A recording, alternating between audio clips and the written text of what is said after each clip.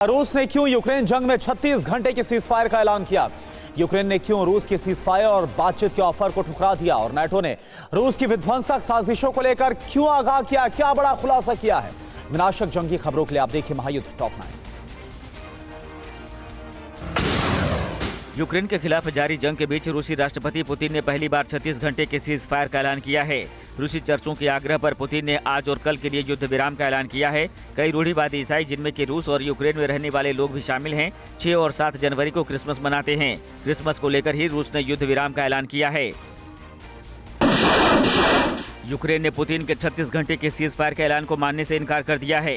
Ukraine ने रूसी युद्ध विराम के ऐलान को पाखंड बताया है। जेलेंस्की के सलाहकार माइखेलो पोडोलिक ने कहा है कि जब तक रूसी फौज यूक्रेन से वापस नहीं जाती तब तक सीज फायर नहीं हो सकता। पोडोलिक ने कहा है कि यूक्रेन रूस को कब्जे वाले इलाके छोड़ने होंगे।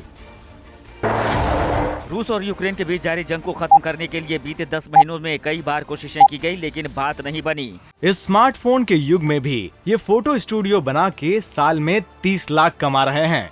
आपको भी ये कमाना है, उनसे सीखना है तो फ्रीडम ऐप को अभी डाउनलोड कीजिए। इस बीच रूसी राष्ट्रपति पुतिन ने कहा है कि किसी भी शांति वार्ता से पहले यूक्रेन को पूर्वी और दक्षिणी हिस्से में अपनी हार और रूसी कब्जे को स्वीकार करना होगा। रूस पहले भी कई बार यूक्रेन को बातचीत का प्रस्ताव दे चुका है, लेकिन यूक्रेन को रूस की शर्तें मंजूर नहीं हैं।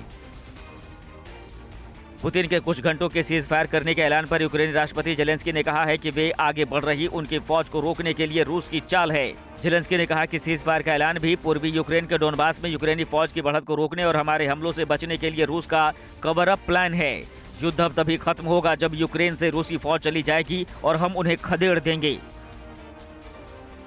अमेरिकी राष्ट्रपति बाइडेन को पुतिन के 36 घंटे के सीज फायर के ऐलान पर भरोसा नहीं है। बाइडेन ने कहा है कि पुतिन के किसी भी ऐलान पर उन्हें भरोसा करने में हिचक होती है।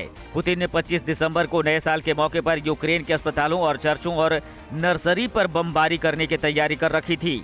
पुतिन बस खुद के लिए राहत की तलाश कर रहे हैं। नाटो ने यूक्रेन के खिलाफ रूस के विध्वंसक प्लान का खुलासा किया है। जंग के बीच नाटो चीफ जेंस स्टोल्टेनबर्ग ने आगाह करते हुए कहा है कि पुतिन की महत्वाकांक्षाओं को कम करके आंकना खतरनाक होगा। नाटो पहले भी रूस के न्यूक्लियर अटैक की आशंकाओं को लेकर यूक्रेन समेत नाटो के सदस्य देशों को चेतावनी दे चुका है। रूस के विध्वंसक हमलों का जवाब देने के लिए अमेरिका ने यूक्रेन को नए हथियारों की सप्लाई शुरू कर दी है। अमेरिका जल्द यूक्रेन को पैट्रियट एयर डिफेंस सिस्टम देने वाला है। इसके अलावा अमेरिका यूक्रेनी फौज को ब्रैटली नाम की बख्तरबंद गाड़ी भी दे सकता है। ब्रैटली को एंटी टैंक मिसाइलों से भी नुकसान पहुंचाना मुश्किल है। इस खास आर्म्ड व्हीकल से दुश्मन की पोजीशन को आसानी से यूक्रेन के जवान पता लगा सकते हैं। यूक्रेन के खिलाफ रूस के लिए भाड़े पर जंग लड़ रहे वैगनर ग्रुप के चीफ ने दावा किया है कि रूस की जेलों में बंद खूंखार कैदी भी अब वॉर जोन में उतरने वाले हैं। वैगनर ग्रुप के चीफ ने दावा किया है कि रूस जेलों में बंद कैदियों को यूक्रेन के खिलाफ जंग लड़ने पर माफी देने की पेशकश कर दी है। इन खूंखार कैदियों को ट्रेनिंग देने के बाद वॉर जोन में भेजा जाएगा।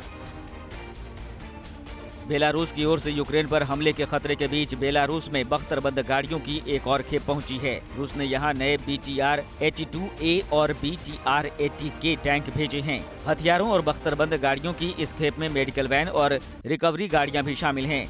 आने वाले दिनों में बेलारूस और यूक्रेन के बीच तनाव बढ़ने वाले हैं। कुछ दिनों पहले ही बेलारूस ने यूक्रेन पर उसकी सीमा में ड्रोन गिराने के भी आरोप लगाए थे। इस स्मार्टफोन के युग में भी ये फोटो स्टूडियो बना के साल में 30 लाख कमा रहे हैं। आपको भी ये कमाना है, उनसे सीखना है तो फ्रीडम ऐप को अभी डाउनलोड कीजिए।